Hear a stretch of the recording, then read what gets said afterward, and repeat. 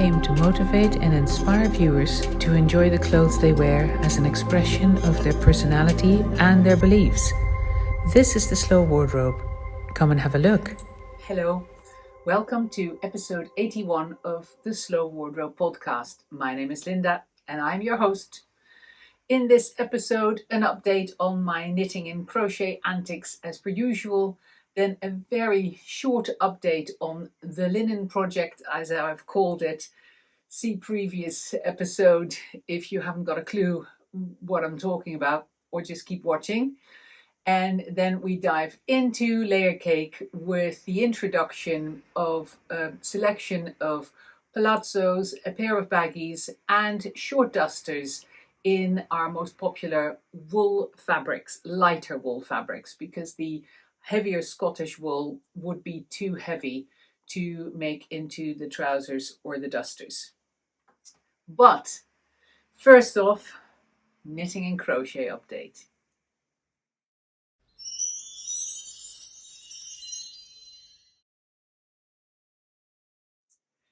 Yes, so I'm wearing my Howling of Wolves jumper. I thought I will give it one more little showing.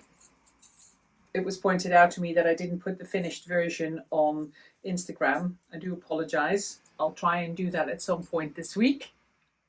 Meanwhile, I love it. I'm really pleased with it. I really enjoy wearing it, although I haven't worn it a lot yet because it's still not that cold here in the south of England. I think today is 15 degrees again, so it's hardly jumper weather yet.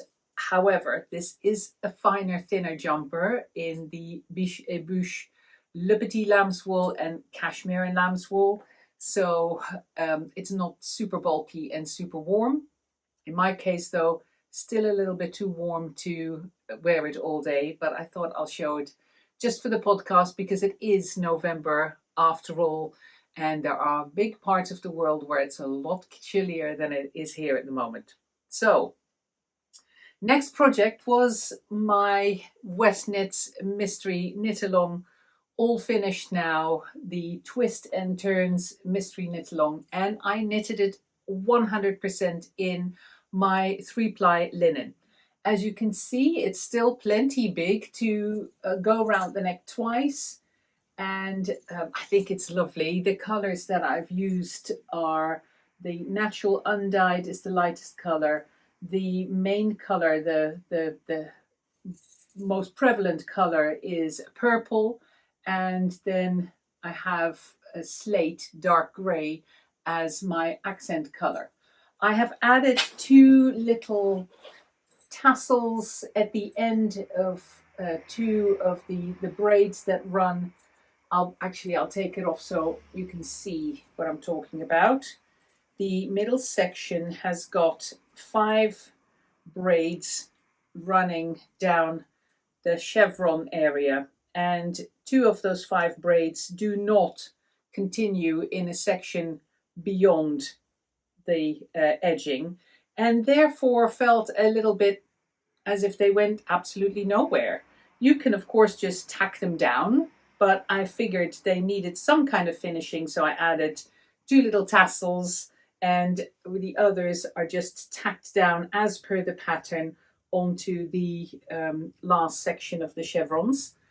I will hold this up and I will put some measurements of the final version in the down bar.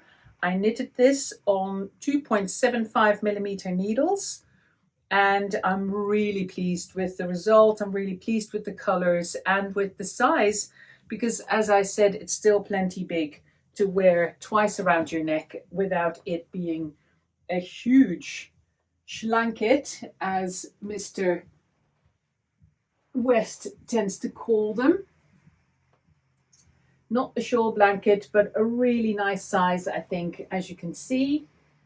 If it's just hanging around the neck once, and then of course you get the chevron area hanging on the back like this. So really pleased with it, and I will be making kits available to knit your version. I'll do this color and I'll do some other colorways that all correspond to new herringbone linens that are coming down the pike. I haven't introduced them yet, but the fabric has arrived and they'll be coming soon.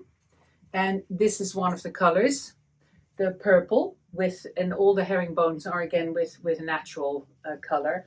So this is one of the colorways. If you want to see the other colorways, have a look at the website.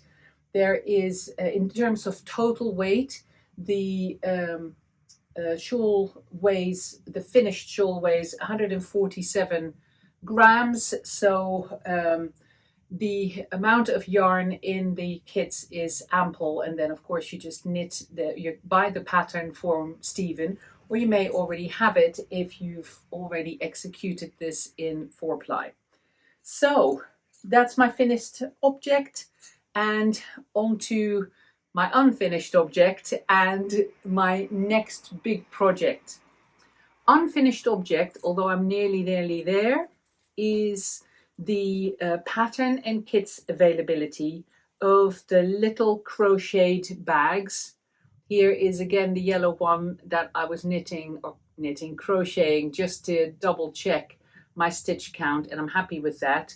So I'm finishing the pattern, and again, kits in different colorways will be forthcoming on the website with fabric, a nice strong magnet in order to close your bag, the hardware to attach a strap, and of course plenty of yarn to crochet your own little bag, little foam bag, crossbody with a fabric strap that corresponds with the fabric color on the inside. So a couple of different colorways will be available. Of course, you can then use the little bag inside out as well, and you can either sew it on the sewing machine or sew it by hand to follow the size of your bag. It's got a little inside bag as well, little inside pocket I mean, which I've made just the right size for a passport. So if you travel, then phone and passport literally on your body, easy for going through customs and for showing passport and ticket if you're flying, for example. But of course you can also use the little side pocket for some lip balm, lip gloss, lipstick, anything you like really. So that's the nearly finished project, and again, kits will be available on the website with the pattern, if not at the end of this week, or if not this weekend that the podcast comes out, then the week after. If you want to make sure that you're first to know about it, make sure to subscribe to my newsletter. Next one going out next week Friday, which will be the 18th of November, and that's when the kits should all be online ready for you to order. Then my next big project. Well, it must be nearly a year ago that I bought from Millie at Tribe Yarns some Artyarns Mohair Ombre 2-ply. And I don't know the exact name anymore. I'll put it down below, but I think the name has got Dutch in it. And of course I'm Dutch. That's not why I bought the color, but the colorway really spoke to me. I bought 2 skeins of this, and I've been not knowing what to do with it. I'm not actually a great fan of mohair to wear myself, but I thought at some point I'll come up with a project. Then when Millie had nearly sold out of all of her cashmere 2-ply from Artyarns, and I had just finished my Mare shawl that I knitted, of course, in a combination of the cashmere 2-ply and my own linen, I fancied some more of the cashmere. So I asked her if I could buy any of the cashmere 2-ply, Artyarns Cashmere 2-ply, in this same colorway. And she said, well, I don't normally get it in that colorway, but I can have it dyed for you. Immediately got very greedy at the idea and placed an order with her. That is going a couple of months back, but the order came in and now I've got the yarn. So this is what the same colorway looks like in the Cashmere Ombre 2-ply. Of course, it's absolutely stunning, and I rather fancy turning this into a garment. So I have been swatching and swatching. I'll show you a photograph that I took of my extensive swatching of combinations because I do not have enough of this yarn to knit an entire garment, but unless I make it quite thin, and I don't want to do that. I really want to turn it into something that I can wear a lot. So I came up with the idea, I had come up in the past with the idea of combining the mohair with my Yak Blend II, specifically the bitter lime color. I really like how the bitter lime picks up some of the mustardy, greeny, yellowy colors that are in the sludgy part of the colorway. I love that combination, but I don't want this to dominate. So in the swatching, I was trying combinations of the cashmere, the Yak Blend II, which both knit up to a very, very similar gauge. And then I brought in some of the mohair. Now the mohair, just like the cashmere, is a 2-ply, a very fine 2-ply. But of course, because of the hairiness of the mohair, it really bulks up a knit, which I was not keen on. Then I remembered that at some point I had read that Millie suggested that you could actually split these 2 plies, and you could literally, once you've got this wound into a ball like I have here, you could knit with one of the 2 plies and wind the other of the 2 plies into a ball for later use. So what I have here is a ball of the mohair and the 2 little plies separated in 2 little balls. So one of those plies I'm going to knit with, the other one I'll keep winding into a ball as I knit and as I separate them. That's the plan, because the combination of yarns that I liked best was to knit with this as it is, as the 2-ply that it is, or knit with this held together with one of the plies of mohair. It kind of pushes back the strength of this colorway. It pulls it into the colorway, of course, that is made up by the rest of the yarn, and it doesn't really change my gauge. Now, the other thing that I wanted to do was use the broken rib stitch that was part of the first section of the Mare shawl. It's a broken rib that can be either knitted in the round or knitted back and forth like it is with the shawl. So I really, really like the texture. I love the way the cashmere feels. And I rather fancied the idea of combining the cashmere with the Yak Blend into this fabric. So the fabric ends up being a combination of 1-on-1 rib as well as garter stitch. So the 1-on-1 rib will be, I will knit in the cashmere, and the garter stitch part of the broken rib I will knit in a strand of the Yak Blend II bitter lime held together with one of the strands of the mohair ombre. So the last thing that I needed then was to find a pattern. Rather than just knitting without any pattern, I did fancy a nice construction, and I was considering going for another yoked sweater when in my lap just early this morning fell an Instagram post by Lila Lou 72, or of course I can't remember her name now. Ooh, she's one of my favorite designers. I'll put her name down in the down bar, and I do apologize that it slips out of my mind when I need it. But it is a new jumper pattern, and it's called Black to Life with the L in brackets. So Back to Life, Black to Life.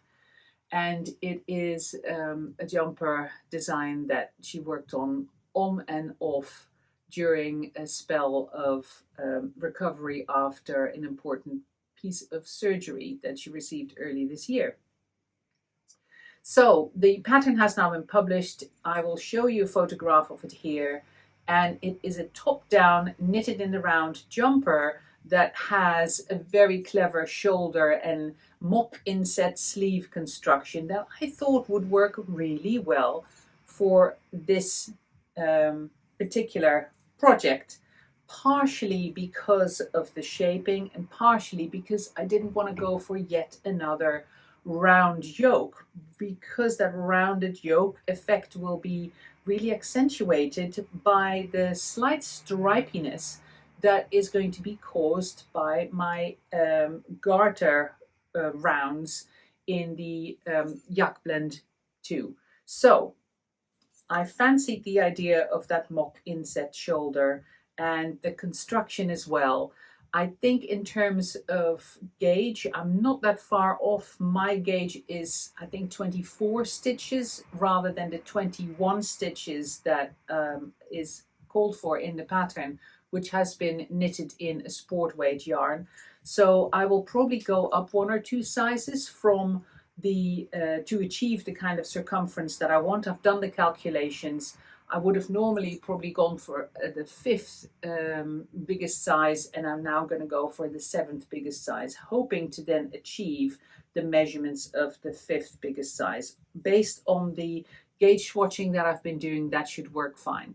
So that's my next project. I am casting on tonight, and in the next episode I should be able to show you a bit of progress if things go the way I plan them to, and I really like the fabric and the construction as I get going. So watch this space for that one. And that was it for the knitting and crochet section this week. So we'll plow on ahead and dive into a quick update on the linen project.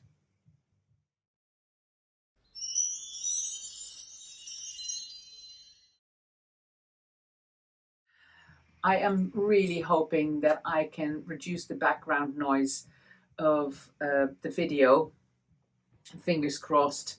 My neighbor upstairs is playing very loud music, and the sound isolation is not very good in this building. So he isn't around that often, but when he is, my goodness, does he play his music loudly. And he kind of tends to forget every now and then that we're actually down here and we're working, and sometimes we have clients around and what have you. So hopefully I can reduce the background noise and you don't have this booming bass in the background the way I hear it at the moment. Anyway, the linen project. I hope, if you don't know what I'm talking about, I hope to explain it fairly quickly. In the picture here are 2 big cones of undyed and bleached linen that is very, very fine, and that was meant to be woven by a mill in Ireland that went out of business, I think, a long time ago. Somebody here in the village who works a lot with a nettle fiber and who is a weaver was given a lot of this linen and wasn't sure what to do with it, and asked if I had a purpose for it. I decided to embark on a project of trying to use it in different ways and come up with ideas of how it can be used. And this week, this episode, I've got a new little use to show you. I have here a black jumper that has it's a machine knitted jumper that I bought, commercial jumper, and it's 100% linen. And at the bottom of the sleeves, it's got a little section in undyed linen. Now, I bought the jumper not even realizing that it had this undyed section at the bottom, but I bought it with the idea that a fine knit in linen might lend itself particularly well to embroider onto with this very fine thread. So then it had this undyed linen right at the bottom of the sleeve. So I thought, well, actually, I can use that as a base and then start embroidering upwards from there.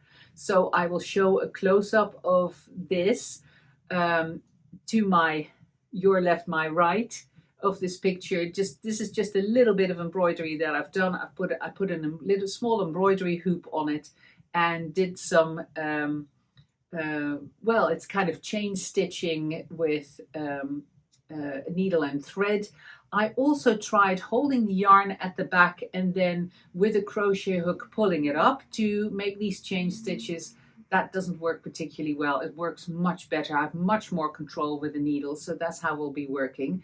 And I will embellish this jumper more with this natural colored linen thread. Let me know what you think, because it's one of the considerations going forward to potentially sell some of this in as on little bobbins to use specifically as embroidery thread. Let me know what you think. So that's all for the linen project this episode. Next time, hopefully another potential use for the yarn, maybe not just for the natural color, but for the white as well. So there we are. That was the knitting, the crochet, the linen project. On we go into layer cake. Without further ado, enjoy.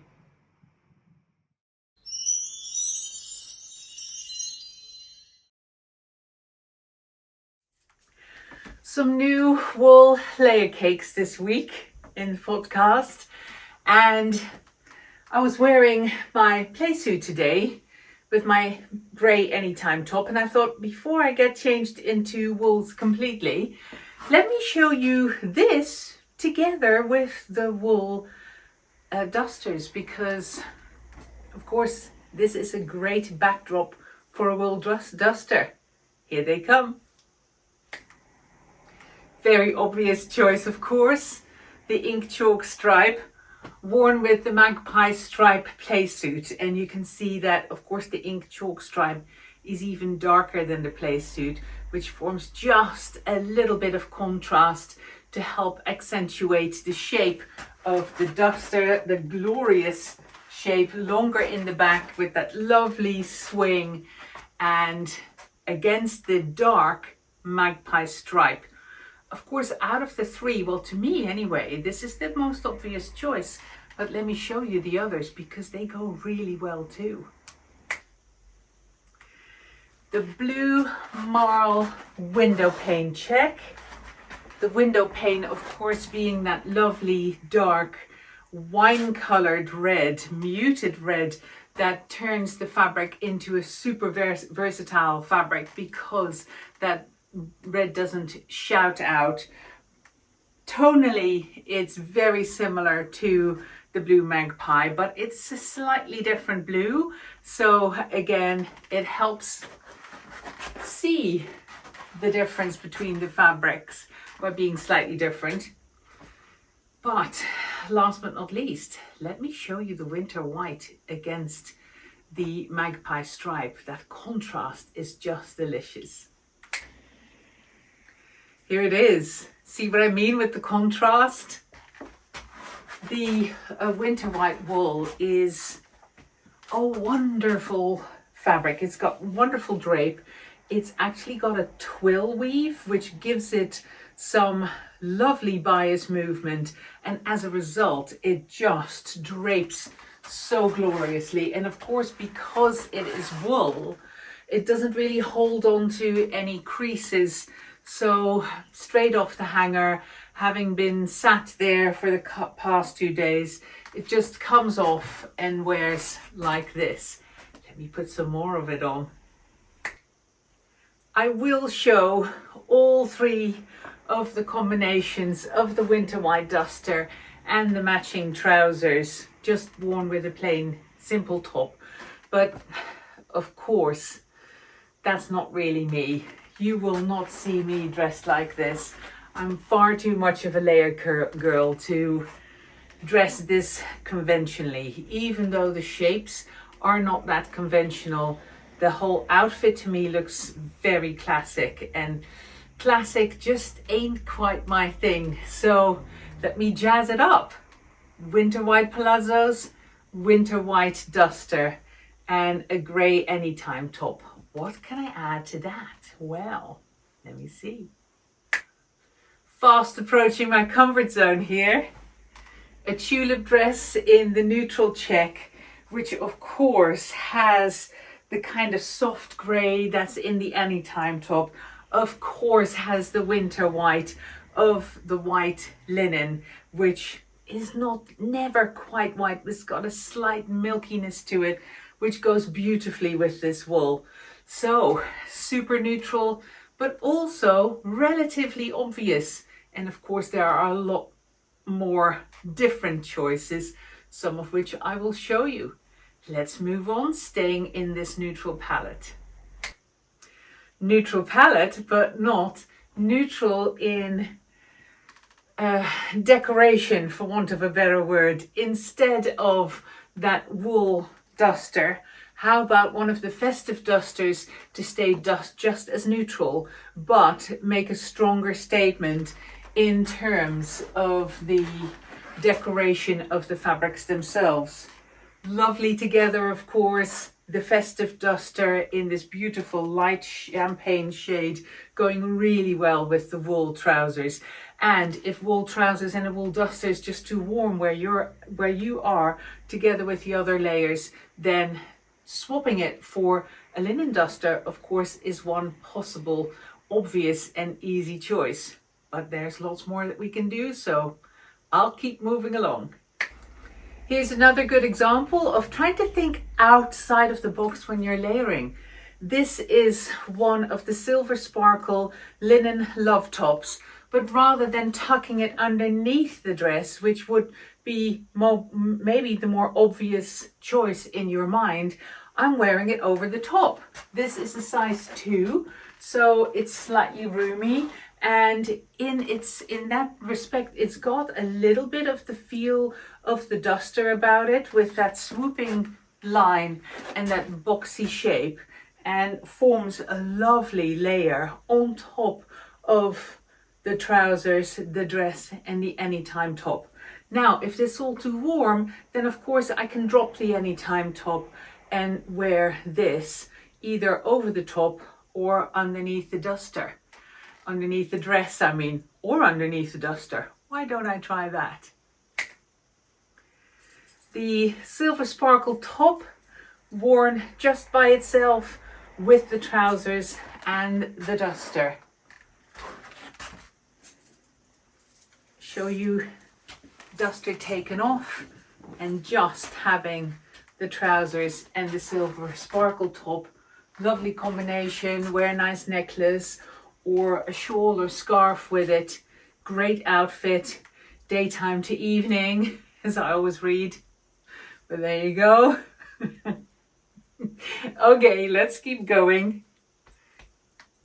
Try that other duster back on, the festive duster in that champagne color, because I reckon that goes really well with this as well. Let me see. So if any of you were wishing for a lighter color trouser to go with your Silver Sparkle top and or your light festive duster, then here it is. Isn't it lovely together? Let's introduce some more color. Why not? We can stay in the neutral corner, but start introducing some color without going wild. That comes later. A bitter lime tulip dress, worn with the same sparkle top underneath, and then with the winter white wool set of palazzos and duster. Just a little bit of color without going wild, and of course all of the wool fabrics really form a lovely, relatively neutral backdrop for lots of other layer cake colors. So I'm just grabbing a little cross section of all the different options, and there are many. Let's add some neutral again to this without losing the bitter lime. So I've added a smock in the natural linen. The natural linen being, again, a wonderful neutral to add to any of your colored layer cakes. Because it's such a stone color, it is neither warm nor cool in its tone. It's very neutral and it doesn't have a lot of yellow in it. So it goes really well both with warm colored outfits as well as cool colored outfits. Great combination with the Anytime grey top, for example. It's got slight beige in it, so nice combination with the natural linen as well. But back to this outfit, of course I can now add one of the dusters, either in the wool or in the linen. With this festive duster, I keep showing the festive duster for obvious reasons. This part of the year I think they go particularly well, but it's also just to show a neutral light color in the linen combined with the winter white wool. So let me move on to one of the darker colors, because I'm showing you all the winter white and of course the combinations with the other wools and the different layer cake linen colors are endless. So with any of the colors that I'm showing you, it's just a smattering, it's just a combination. Before going into the real dark wools, let me just grab the white linen shirt so that you can see how that sits with the winter white wool, in case you've got one of those already and you're wondering how that combines. Here's the white linen shirt, and as you can see, very close tonally to the winter white wool. Fab combination, I think. And of course, let me add in that wool duster again. Here it is, wool palazzos, wool duster, white linen shirt. You can see the line of the shirt and the line of the duster kind of matching each other as they sweep towards the back. And if this is all getting a little bit too white for you, let me just change the trousers and you'll see how big the impact of just a darker pair of trousers is on the top part of the outfit. Ink chalk stripe baggies.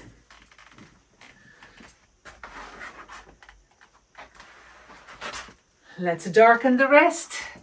Do the same as before with the winter white. Start swapping and changing different parts just to try and show you lots of different combinations. Keeping the entire outfit the same, but adding a petite length tulip dress in a size 2, so it's nice and roomy on me, a bit more like a tunic in the combination with my height. And this is in the mixed spice. Mixed spice has the blue in it that is in magpie, but mixed with that tobacco colored fawn shade. So when you see this color up close, you can very clearly see that it contains a dark blue, but from a distance it looks like a medium brown, murky brown. It's a really interesting color. We are nearly sold out of it. Both the turmeric and the saffron are completely gone. We've got a small amount of the mixed spice left. So if you want either baggies or a dress, love dress or tulip dress in a mixed spice, be quick. Once these fabrics are gone, they won't be back for probably another year or so. So don't hesitate if you're very keen. I don't want to disappoint you in that respect. Let's keep this on and darken the rest of the outfit with a darker duster. So here is the ink chalk stripe duster with the rest of this outfit. I have to show you a close-up, I guess, of the mixed spice. I'll try and highlight with that photograph that you can see that blue in it, which you can't really see from a distance. And just looking down this outfit, it is quite a special combination. It is somehow very vintagey. This combination with the brown harks of kind of Victorian colors, but then the blue combined that you kind of pull out with the blue around it makes it really modern somehow. I'm at risk of prattling on about this for the sake of not really finding the right words, but hopefully the picture will help illustrate what I'm trying to say. Okay, I'm going to keep darkening this outfit. I thought rather than showing you the ink chalk stripe with the white shirt, which is a little bit predictable, I thought I'll show it to you with the natural linen instead. What do you think? Isn't it lovely? So darker, not purely dark straight away, but darker as in away from that white. I think it's a really nice combination. Anyway, let's keep going. So here is the ink chalk stripe set of baggies and duster combined with a love dress in Magpie. This is the medium length, the regular length love dress. This is the size 0, which I would normally not wear because it is too tight on me. It's just to show you how far down you can go in terms of sizing with the love dress because of that arm shape. The lack of bust circumference in the dress is made up, compensated in part by the dolman sleeves. So it's just to show you, if you are towards the bottom part of what's your normal dress size in Layercake, you may be able to skip down one size in terms of your love dress fit. When in doubt, give me a shout and I will be able to advise you on that. In my case, I really like my clothes roomy, so I find this far too constrictive. But as you can see, if I wanted to, I could get away with it as long as I don't move too much, which is just not my bag. I'm far too much of a monkey in order to carry off an outfit like this. But it's just to illustrate the point. I hope you understand. Also, it shows how much hip width and leg width, you know, the width in terms of size of my backside, it accommodates even in the size 0. It really does have that balloon shape and that hourglass shape that ends up really accentuating a shape that you don't normally recognize in yourself. So worth giving it a try if you haven't done so already. Let me keep going. I've got another ink chalk stripe garment to combine with these other two to turn the entire outfit into ink chalk stripe. Here we go. Another fab combination, I think. Remember the ink chalk stripe mini tabards that we did last year? It has the ink chalk stripe wool on the outside and it's lined, completely lined, making it a double-sided garment in the Magpie linen. So it's a double layered garment. I'm just wearing it by itself here with the baggies and the duster.